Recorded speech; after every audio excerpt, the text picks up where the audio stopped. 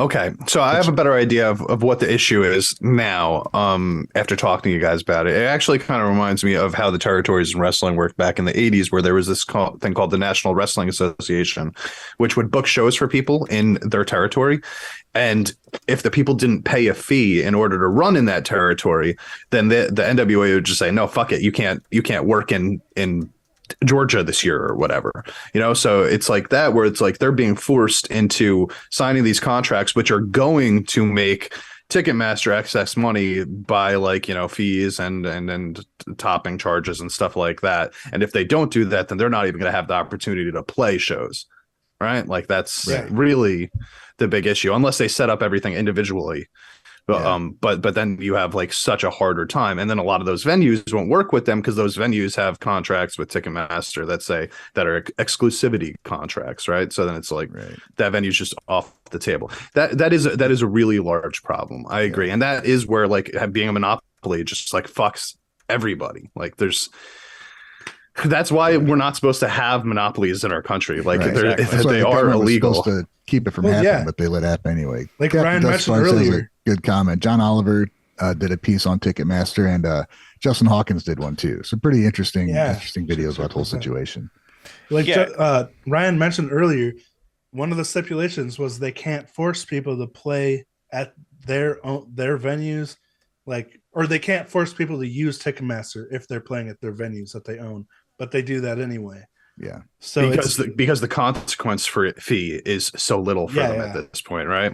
That's ridiculous. Yeah. Because I've heard about this problem is corporations all the time. They literally say that it's in their expense. They're like, legal fees and all that stuff is part of the expense. When you look at a profit and loss statement, it's 100% what it is. At Carl's Jr., I looked at them all the time. We had a lawyer section for fighting claims and stuff that we're not supposed to do. And I can't go into those details, but you know what I mean? There's some So the law only applies to it's not people who can't pay the fees. Exactly. It's not just the music industry. And the food business is the same thing. I had to look at those profit and loss statements and look at my boss and be like, what is this? We had a case, and I had to go into random court sessions to fight cases I had no clue about because I had to put together something. So all this, my point is all of this is factored in their P&L. So that's why they don't give a fuck. Like, Live Nation's probably like, I'm going to take even 100K is nothing to them.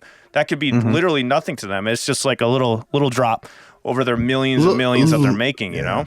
Look at the NBA. The NBA, one of the biggest organizations in the world, they have a cap for each team, right? A salary cap for each team. But it's supposed to be, you're supposed to have to pay a penalty for going over the cap, right?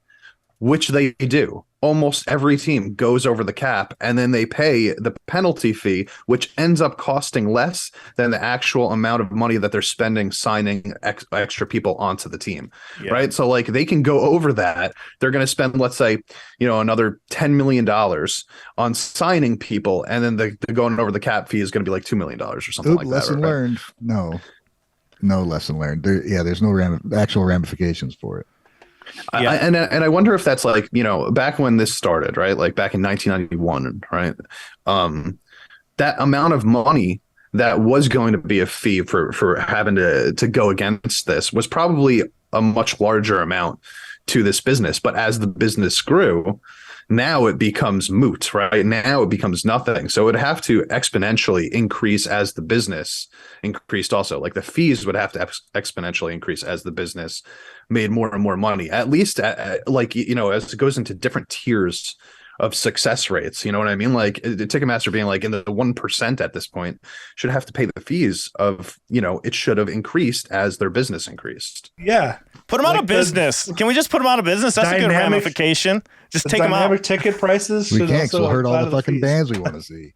Damn it. That's the problem. That's what I keep coming down to. No. I think what's going to happen, though, what we've been seeing as a trend with comedians is they've been doing that thing where they have their own websites that get their following on YouTube to get bigger on there, and they start out, they start doing it themselves. That's what's going to happen. Bands are going to get smart. The ones that are just starting up or getting a good following or getting people to react to them online, they're just going to build their own website. They're going to set it up where you can get the tickets from that website. Try to figure out, yes, you're still going to have scalpers here and there, but they'll be able to start something where maybe you have to be email verified or only one ticket can go to this email. They're going to figure it out. It always levels out eventually. You still got to get the venues off, though. You got to get the venues away from Ticketmaster. Hold on. But the good thing is that fuck, now I forgot what I was saying. God damn it, champ.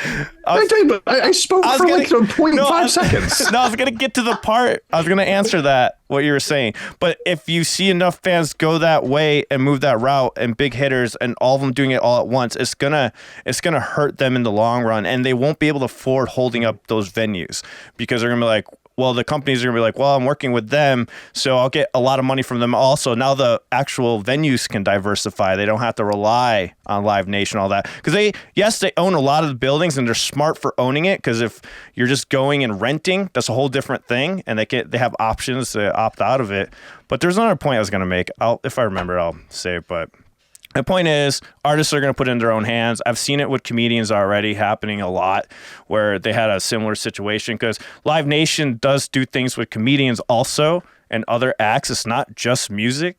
It's a whole wide variety of things. Like, I'm sure wrestling's probably involved. I know there's I can't remember what else. I was looking into it, but when you get those emails from Ticketmaster, they're like, oh, check out this event and this event and this event, this event, and it's like it's comedians and all stuff. But anyways, champ, I don't see why they were a big venue owner, and then Ticketmaster was the biggest ticket distributor, and then when they merged, right, that's what 91 was all about. That's why it was all fucked, because when they merged, you just took the two biggest things of every place where somebody can play and stuck them together, and it's all going to the same place.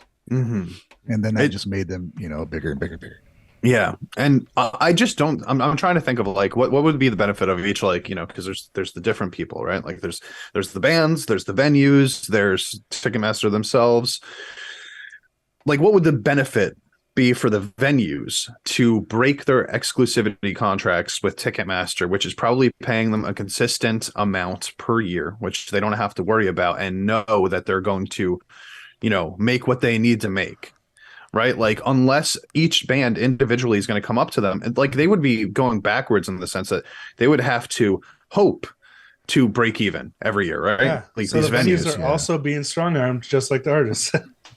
Well, are they being strong-armed, or are they happy? They would be happy about that, right? Like, it's like a TV rights deal, right? Like, if you get if you get a TV rights deal, you're getting paid, for your show for the next X amount of time, the length of that contract, and that's what business in America is built around nowadays, right?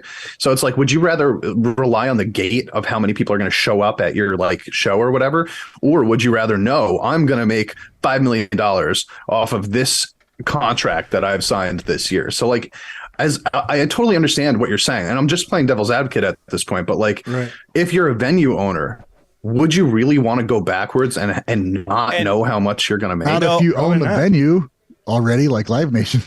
The problem is that Live Nation owns it, and Champ is right. The venue is definitely going to want a guaranteed paycheck. Like the Rock House here, where I set up shows and stuff for local artists, it was the same kind of thing where like they want guaranteed followings. They prefer guaranteed contracts for sure. But the problem is Live Nation is buying those buildings, and they're taking it all the money. Like it's which is smart. It's like McDonald's buying real estate. Like that's all they did was bought real estate. They make no money off of their actual restaurants. All of their money is made there with the actual locations that they have when they rent out the buildings to the franchisees. That's how they actually make their money. That's how they're able to sell stuff for so cheap. It's like that kind of idea, but in ticketing, they're just like, we're gonna buy all the land also with the venues on it. Real quick, I just looked up Live Nation venues, and a map comes up, and there's over 30 venues, and there's 5 around northern Indiana and Illinois, probably the ones I went to. There's 4 over there by DC and New York, and then there's 3 over there, 4 in San Francisco, 1 down in LA. So that's the places where bands are going to go, especially from overseas. You come over, you're going to hit those big venues. So the venue won't take a hit because they're getting all the money. There's not like a discrepancy between Live Nation and the venue because they're the fucking venue.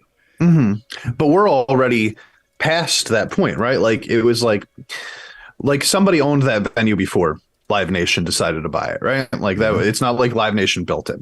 So are we saying now that venue owner should not have been able to sell their venue to Live Nation? I'm saying now the venue owner doesn't give a fuck how much money we're charged because they're getting money. Well, they sold it though too. Like the original owner I'm talking about. When Live Nation approached them and said, "We want to buy your venue so that we could run shows ourselves." Blah blah blah.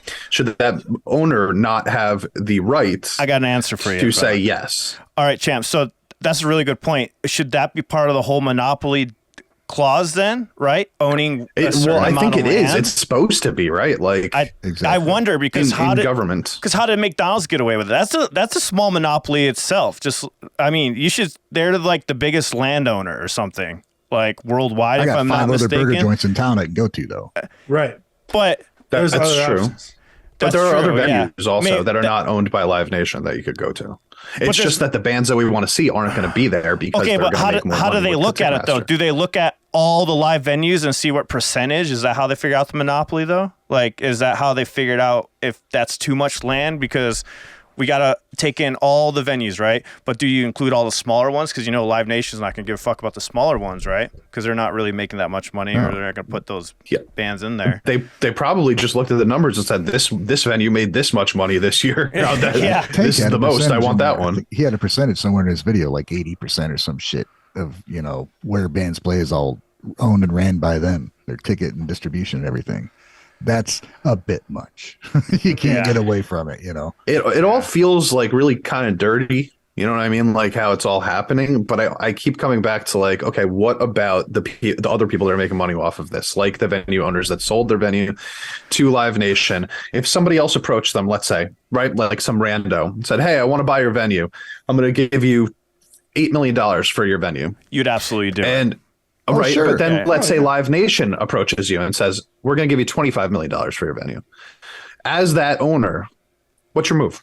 I'd fucking sell it. Yeah. For the 25, not for the 8, Live right? Nation, Live Nation shouldn't have been allowed to buy as many venues as they did to create this monopoly where everybody's fucked. Right. So I guess the question then becomes, where do you draw the line? Yeah. Where does the line get drawn? True. Because that's kind of probably the loophole. 91. If you think about it. Complicated.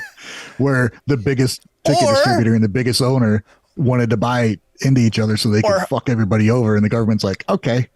I'm surprised this hasn't been done yet. Maybe it has. Maybe the artists, like the bigger ones, we've heard this done with. I hate to go back to the community thing, like building their own venue.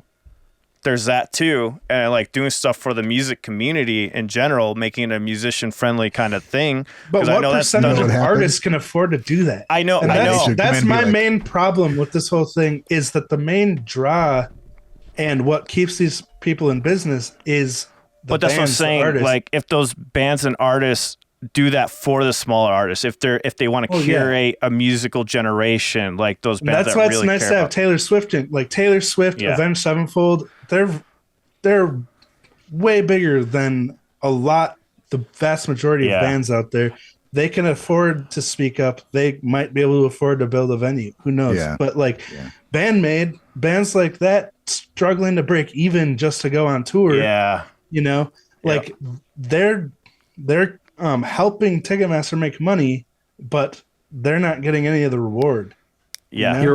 It'll make it harder for Japanese bands to come over. That's one thing that could make it very difficult for them to come on over.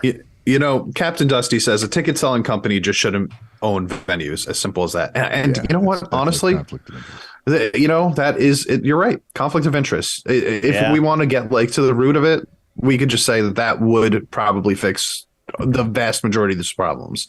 And it does seem wrong that you're able to do that. Yeah. Or it's wrong to do that, but smart on a business standpoint. Oh, yeah. Yeah. Capitalism. They're nailing it, dude. They fucking won that game. I mean, yeah. Because they're going to argue that, well, we're just following the rules. Well, not really, but obviously because they're breaking them. But, I mean. They can afford to. There has to be something more than financial repercussions to actually do some damage. Or like Champ mentioned earlier, a dynamic fee instead, like the ticket prices, instead of one fee that they get every single time. Like it should like double for every offense, you know? The way they sell tickets, yeah. That's Like, the same. Oh, if here's they're the manual. paying- The more fucking violations you had, the more it's going to cost. Right. If you're paying the same violation fees every month, they should start dynamically increasing. Like, Yeah, based on how much your ticket, company is worth. Yeah. Right. right. Like, Yes. if the company is worth 5 million, then the fees are much less than the company that's worth 10 billion. It should work like that. Yeah. Craziness. Guys, check out Tank's video for the Ticketmaster thing, the original video. Show him some love out in the video. If you are enjoying these clips from our full podcast, make sure you like, comment, and subscribe. Turn on all those notifications so you don't miss out when we go live on Sunday, which is always the same time at 9 a.m. Mountain Standard Time. And if you can't catch it there, we're also on Spotify and future streaming platforms in the future, because that's where the future takes place. I don't know. Just hit subscribe, guys.